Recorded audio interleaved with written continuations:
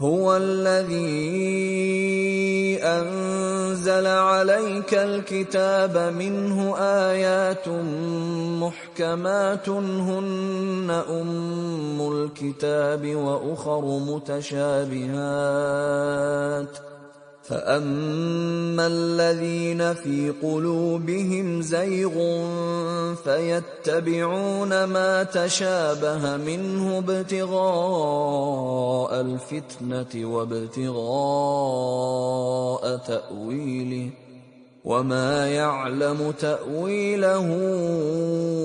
إِلَّا اللَّهُ ۗ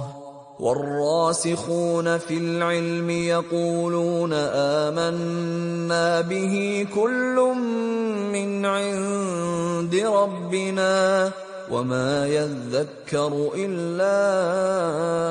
أُولُو الْأَلْبَابِ.